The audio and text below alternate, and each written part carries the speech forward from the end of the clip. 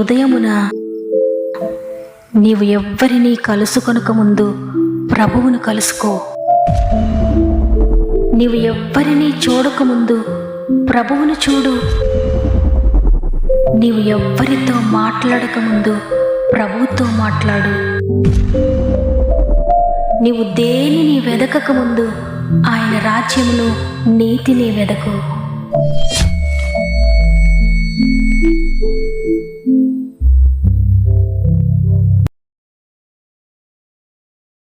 Praise the lord.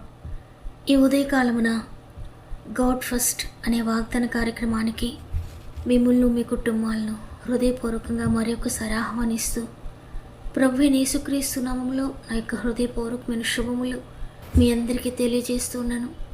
ప్రియ దేవుని బిడ్డలారా, దేవుని కృపలో ఈ నూతన ఉదయాన మీరంతా క్షేమంగా ఉన్నారని, మీరందరూ ఆయన కృపలో వర్ధిల్లుతున్నారని, ఆత్మలో వర్ధిల్లుచున్న ప్రకారముగా అన్ని విషయాల్లో కూడా మీరు వర్ధిల్లుతున్నారని నమ్ముతున్నాను.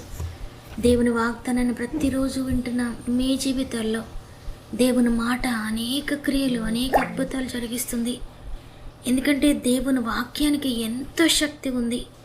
ఆయన మాట ఎండిపోయిన ఎముకలను కూడా తిరిగి జీవింపచేస్తుంది. అంటే ఎండిపోయిన మీ జీవితాలను కూడా తిరిగి జీవింపచేస్తుంది.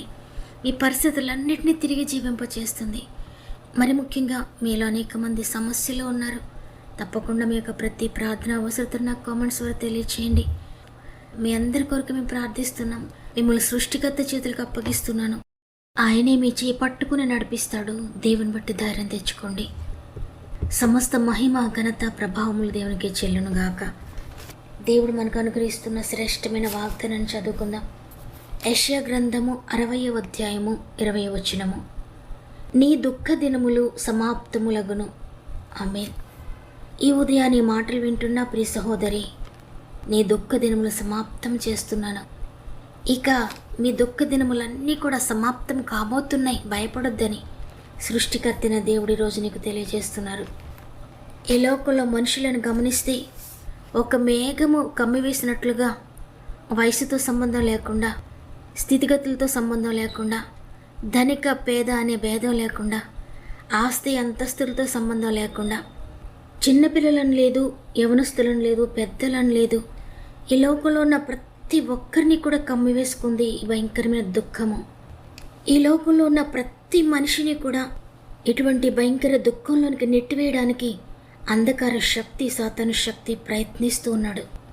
ఈ వేదనకరమైన పరిస్థితుల్లో వెళుతూ అనేక మంది దుఃఖాన్ని మర్చిపోవడానికి, బాధలు మర్చిపోవడానికి, కష్టాలు మర్చిపోవడానికి పాపాన్ని చేస్తూ, అతిక్రమములు చేస్తూ, వ్యసనాలకు బానిసలైపోతూ, టీవీ చూడడం ద్వారా నేను సంతోషాన్ని పొందుకోగలుగుతాను, దుఃఖాన్ని మర్చిపోగలుగుతానేమో అని కొందరు, త్రాగుడు తాగడం ద్వారా నేను దుఃఖాన్ని మర్చిపోగలుగుతానేమో, సంతోషాన్ని పొందుకుంటానేమో అని కొందరు, పేకాట ద్వారా సంతోషం పొందుకుంటానేమో కొందరు, మొబైల్ ద్వారా సంతోషాన్ని పొందుకోగలుగుతానేమో, దుఃఖాన్ని మర్చిపోతానేమో అని కొందరు. ఈ విధంగా అతిక్రమం చేస్తూ మరింత వేదనలోనికి, మరింత దుఃఖంలోనికి, మరింత బాధల్లోనికి దిగజారిపోవడం మనం చూస్తూ ఉన్నాం. అవన్నీ కూడా మనుషులకు క్షణికమైన సంతోషాన్ని ఇస్తూ ఉన్నాయి. అది చూసినంతసేపు సంతోషం కలిగిన వెంటనే మరలా భయంకరమైన దుఃఖంలోనికి, అంతకన్నా వేదనలోనికి వెళ్ళిపోతూ, ఈ కన్నీటి నుండి నేను నీకు ఎప్పటికీ విడుదల పొందలేను అనే నిరాశతో ఏమీ చేయలేక మరణిస్తే బాగుండునేమో, మరణమే నాకు ఇక మిగిలి ఉందని ఒక నిరాశలోనికి వెళ్ళిపోతున్నారు అనేక మంది. మనుషుల దుఃఖానికి కారణమైన, వేదనకు కారణమైన, నిరాశ నిస్పృహలకు కారణమైన అనేక రకాలైన ఆర్థిక సమస్యలు, మానసిక సమస్యలు, అనారోగ్య సమస్యలు, ఇంకా అనేక సమస్యల నుండి విడిపించబడ్డానికి ఎన్నో స్వంత ప్రయత్నాలు చేస్తూ, వ్యసనాల నుండి విడిపించబడ్డానికి ఎన్నో ప్రయత్నాలు చేస్తూ, వాటి నుండి విడుదల పొందలేక నిరాశలో కూరుకుపోయిన వారు ఈరోజు ఈ మాటలు వింటూ ఉన్నారేమో. మీరు దేవునికి వేరుగా చేసే ఏ ప్రయత్నమైనా, అది ఎంతగా మీరు చేసినా, ఈ లోక ప్రయత్నం ఏదైనప్పటికీ కూడా దుఃఖము నుండి మీకు విడుదల ఇస్తుందా అంటే లేదనే సమాధానం కలుగుతుంది. ఈ లోకంలో మనిషి దుఃఖం నుండి విడుదల పొందాలి, శాంతితో బ్రతకాలి అని ఎన్నో ప్రయత్నాలు చేస్తూ ఉన్నారు. అయితే శాశ్వతమైన సంతోషాన్ని మాత్రం ఏది ఇవ్వలేకపోతుంది. ఇటువంటి నిరాశతో కూడిన పరిస్థితుల్లో ఉన్న మీకు సర్వశక్తి కలిగిన దేవుడు అద్భుతకరమైన వాగ్దానాన్ని ఇస్తున్నారు. ఈరోజు మీ దుఃఖ దినములు సమాప్తం అవుతున్నాయని.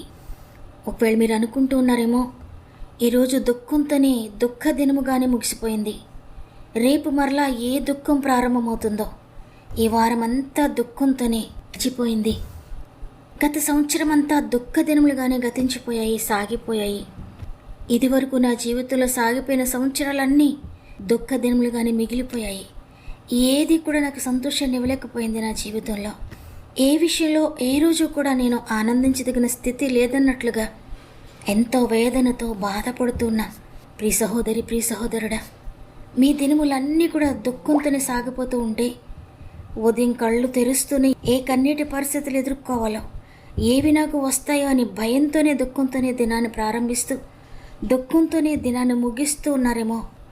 నేను ఎందుకు పుట్టానో, నేను ఎందుకు పెరిగానో, నా తల్లిదండ్రులకు నేను సంతోషాన్ని ఇవ్వలేకపోయాను, నా అన్నదమ్ములకు నేను సంతోషంగా ఉండలేకపోతున్నాను, నా అక్క చెల్లెలకు నేను సంతోషంగా ఉండలేకపోయాను, నా భర్తకు నేను సంతోషాన్ని ఇవ్వలేకపోయాను, నా భార్యకు నేను సంతోషాన్ని ఇవ్వలేకపోయాను, నా కుటుంబంలో ఎవ్వరికి నేను ఆనందకరంగా ఉండలేకపోతున్నానని ప్రతి దినము దుఃఖంతోనే గడుపుతూ ఈ భూమిని వదిలిపెట్టేయాలనే ప్రయత్నాలతో ఆశతోని ఉన్నావేమో.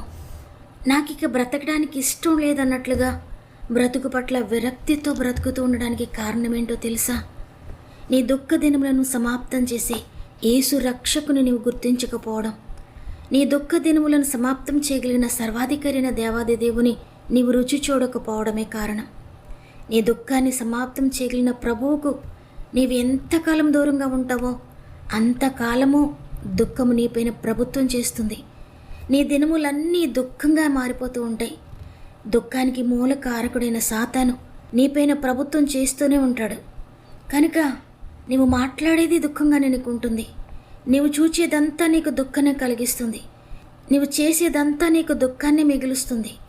నీవు చదివితే దుఃఖము, నీవు పని చేసుకుంటే దుఃఖము, నీ వ్యాపారంలో కూడా నీకు దుఃఖమే మిగులుతుంది, నీ ఉద్యోగంలో నీవు దుఃఖంతోనే ఉద్యోగం చేస్తావు, నీ వ్యవసాయంలో నీకు దుఃఖమే కలుగుతుంది, నీ భార్యతో నువ్వు దుఃఖంగానే ఉంటావు, నీ భర్తతో నువ్వు దుఃఖంగానే ఉంటావు, నీ పిల్లలతో కూడా నీ దుఃఖమే కలుగుతుంది, తల్లిదండ్రులతో కూడా నీకు సంతోషం కలగదు. కనబడిందెల్లా దుఃఖాన్ని నీ జీవితంలో మిగులుస్తుంది. అన్ని దుఃఖ దినములుగానే ముగిసిపోతాయి. నీ బ్రతుకే దుఃఖముగా ముగిసిపోతుంది. యేసేకు నీవు దూరంగా ఎంతకాలం ఉంటావో ఎంత మాత్రము నువ్వు సంతోషాన్ని చూడలేవు, దుఃఖ దినములను దూరం చేసుకోలేవు. ఈరోజు నీ దుఃఖాన్ని సమాప్తం చేయాలనుకుంటే, నీవు దుఃఖం నుండి విడుదల పొందాలనుకుంటే, సంతోషాన్ని నీవు జీవితంలో పొందాలనుకుంటే, ఈరోజే నీ దుఃఖం అంతా సమాప్తం అవ్వాలని నువ్వు కోరుకుంటే, దుఃఖాన్ని అంతం చేయగలిగిన సర్వాధికారైన దేవాది దేవునికి నీ జీవితాన్ని అప్పగించుకో. నీ దుఃఖ దినములన్నీ కూడా సమాప్తం చేయగలుగుతాడు ఆయన. ఆయన సర్వశక్తి కలిగిన దేవాది దేవుడు. ఆయనకు అసాధ్యమైంది ఈ లోకంలో ఏదీ లేదు. దేవాది దేవుడు, ఆశ్చర్యకరుడైన దేవాది దేవుడు, సమాధానకర్త అయిన ప్రభువు ఆయన, సమస్యలన్నిటి నుండి విముక్తి చేయగలిగిన దేవాది దేవుడు, శాంతికి కర్త. ఆయనకు ప్రిన్స్ ఆఫ్ పీస్ అని పేరు, సమాధానానికి అధిపతి అని యెషయా గ్రంథము 9వ అధ్యాయము 6వ వచనంలో మనం చదువుకుంటాం. ఆయన సమాధానానికి అధిపతి, నెమ్మదికి అధిపతి, శాంతికి కర్త. ఆయనను ఆశ్రయిస్తే, ఆయనకు గనుక నువ్వు లోబడితే, నువ్వు సమర్పించుకుంటే తన శాంతిని ఆయన నీకు దయచేస్తాడు. ఆయన శాంతి ఈ లోకం ఇచ్చేటువంటిదిగా ఉండదు. ఈ లోకంలో ఎక్కడ ఆ శాంతి నీకు దొరకదు. అటువంటి ఉన్నతమైన అద్భుతకరమైన శాంతిని ఆయన నీకు దయచేస్తాడు. నీ దినములను ఆశ్చర్యకరంగా మార్చివేస్తాడు ఆయన. నీ జీవితము సంతోషంగా మారిపోతుంది. నీ దినములు ఆశ్చర్యకరంగా, సంతోషకరంగా నీవు ముగించగలుగుతావు. నీ దినములన్నీ సమాధానంతో నింపబడతాయి.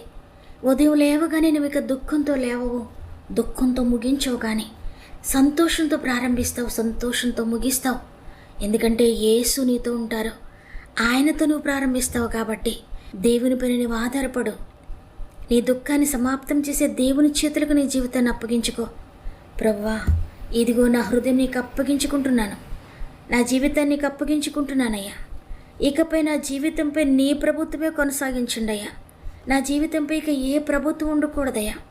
ఏ చీకటి శక్తి కూడా నన్ను ప్రభుత్వం చేయకూడదని ఏ వ్యసనము నాపై ప్రభుత్వం చేయకూడదు. ఏ పాపము నన్ను ఏలకూడదయ్యా. నీకు ఇష్టం లేనిది ఏది కూడా నన్ను ఏలకూడదయ్యా. ఇకపై మీరే నన్ను ఏలండి. నీ ప్రభుత్వమే నా జీవితంపై ఉండాలి, నా కుటుంబంపై ఉండాలి, నా సమస్తంపై నీ ప్రభుత్వమే కొనసాగించుండని నీవు గనుక ఈ ఉదయాన్ని అడిగితే దేవుడు అద్భుతాన్ని నీ జీవితంలో చేయబోతున్నాడు. ఇంతవరకు నీ జీవితంలో ఈ దుఃఖం ఇక పోదు, ఇది నా లైఫ్ లాంగ్ ఉంటుంది. ఎందుకంటే అంత భయంకరమైన షాక్ నేను తిన్నాను. ఈ దుఃఖం నుండి నన్ను విడిపించగలిగిన శక్తి లోకంలో ఏది లేదని నీవు నిరాశపడిపోయేవేమో, కానీ దేవునికి ఉందా శక్తి. నిన్ను సమస్తాన్ని మర్చిపోయేటట్లుగా, పాతవన్నీ కూడా గతించిపోయేటట్లుగా చేస్తాడు. గతం నీకు గుర్తు రాకుండా, గతంలో నీ దుఃఖానికి కారణమైన పరిస్థితులు ఏవి కూడా నీకు గుర్తు రాకుండా ఆయన వాటన్నిటి నుండి కూడా నేను విడిపిస్తాడు. గొప్ప శాంతిని, సమాధానాన్ని నీకు అనుగ్రహిస్తాడు. నెమ్మదితో గడిపే దినములను ఆయన నీకు ఇవ్వబోతున్నాడు. విశ్వసిస్తావా? నేను విశ్వసిస్తున్నానని చెప్పండి. నీ దుఃఖ దినం సమాప్తం చేసిన వాగ్దానం చేశారు, నా జీవితంలో నెరవేర్చండి అయ్యా అని ఈరోజు హృదయపూర్వకంగా ప్రభువుని అడగండి. ఆయన పాదాల చెంత మోకరించండి. ప్రేమగల తండ్రి, నీకు వందనాలు. నీ ఉచిత కృపను బట్టి నూతన దినాన్ని మాకు అనుగ్రహించి నూతనమైన వాగ్దానంతో మమ్మల్ని బలపరిచారు, మాతో మాట్లాడారు. నీవిచ్చిన నూతన దినమును బట్టి నీకు వందనాలు. నీవిచ్చిన నూతన వాగ్దానం బట్టి వందనాలు. ఇంత అద్భుతకరమైన మాట మాకు అనుగ్రహించినందుకు వందనాలు. నీ దుఃఖ దినములన్నీ సమాప్తం చేయబోతున్నానని వాగ్దానం చేశారు. నీవు తప్ప మా దుఃఖాన్ని తీసివేయగలిగిన వారి లోకంలో ఎవరున్నారయ్యా? ఏ వ్యసనము మా దుఃఖాన్ని విడిపించలేదు. ఈ లోక సంబంధమైన సంతోషము మా దాన్ని విడిపించలేదయ్యా.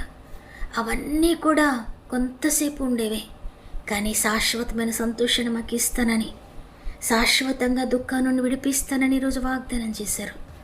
ఎంతమంది వాగ్దానాన్ని నమ్మారో, మోకరించి ప్రార్థిస్తున్నారో ప్రతి ఒక్కరిని కూడా నేను మీరు ముట్టండి తండ్రి. మీ దుఃఖం అంతా కూడా కొట్టివేస్తున్నానని ఈరోజు ప్రతి ఒక్కరితో మాట్లాడేందుకు వందనాలు. ప్రతి ఒక్కరి జీవితంలో వాగ్దానం నెరవేరుస్తున్నందుకు వందనాలు. వారి దుఃఖానికి కారణమైన ప్రతి సమస్య నుండి విడిపిస్తున్నందుకు వందనాలయ్యా. మరి ముఖ్యంగా తండ్రి, నీ ప్రియమైన బిడ్డలు అనేక మంది సమస్యలు ఉన్నారు, కన్నీటితో ఉన్నారు, శోధనలో ఉన్నారు. వారి ప్రతి సమస్యను కామెంట్స్ ద్వారా నాకు తెలియజేస్తూ ఉండగా ప్రతి ఒక్కరిని జ్ఞాపకం చేసుకోండి అయ్యా. ప్రతి కామెంట్ మీద యేసు రక్తాన్ని ప్రోక్షించుకుంటున్నాను. ప్రతి ఒక్కొక్కరిని గాయపడిన చేతులకు అప్పగిస్తున్నాను. యేసు, నీవే జవాబయ్యా ప్రతి సమస్యకు, నీవే సొల్యూషన్ అయ్యా ప్రతి వేదనకు. నీవు తప్ప వేరే ఆధారం లేదయ్యా. అందువల్ల ప్రతి ఒక్కరిని నీ దగ్గరికి తీసుకొస్తున్నానయ్యా. ప్రతి సమస్యకు నీ దగ్గర సమాధానం ఉంది. ప్రతి సమస్యను విడిపించడానికి నీకు శక్తి ఉంది. నువ్వు సమర్థుడవు తండ్రి, అసాధ్యమైనది లేనివాడా. ప్రతి కార్యమును మీరు జరిగిస్తున్నారని, లేని వాటిని ఉన్న వాటిగా పిలుస్తున్నారని, శూన్యంలో సృష్టిని చేస్తున్నారని నమ్మి మా ఆత్మీయ కుటుంబం ప్రతి ఒక్కరిని చేతులకు అప్పగించుకుంటూ ఇదే మనం ప్రారంభిస్తూ ఉండి రోజంతా తోడుగా ఉండి, వారు వెళ్ళే ప్రతి మార్గంలో మీరు తోడుగా ఉండి, వారి ప్రయత్నాలన్నింటిలో మీరు తోడుగా ఉండి, వారి యొక్క ప్రతి పనిని సఫలపరిచి ఈ రోజంతా మీరు తోడుగా ఉండి ముందుకు నడిపిస్తారని యేసయ్య పరిశుద్ధమైన నామములో అడిగి వేడుకుంటున్నాను తండ్రి. ఆమేన్. ఈరోజు ఈ వాగ్దానాన్ని విన్న ప్రియ చెల్లి, ప్రియ తమ్ముడు, ఈ దుఃఖానికి కారణాలు అనేకం ఉండొచ్చు. ఈ కారణాలకు విడుదల లేదు, విముక్తి లేదు, సొల్యూషన్ లేదని నీవు అనుకుంటూ ఉండొచ్చు. ఆయన నీకు సొల్యూషన్ చూపించబోతున్నారు, ఆయన నీకు విడుదలనివ్వబోతున్నారు. దేవునికి అప్పగించుకో. దేవుడు నాతో స్పష్టంగా మాట్లాడారు, నేను విశ్వసిస్తున్నాను అన్న వారందరూ కూడా ఆమెనని హృదయపూర్వకంగా చెప్పండి. వాగ్దానాన్ని తప్పక లైక్ చేయండి, షేర్ చేయండి అనేక మందికి. దేవుని చిత్తమైతే తిరిగి రేపు అందరం కలిసి ఆయనను స్తుతిందాం. అంతవరకు ప్రభు మీకు, మీ కుటుంబాలకు తోడేండి నడిపించును గాక. God bless you.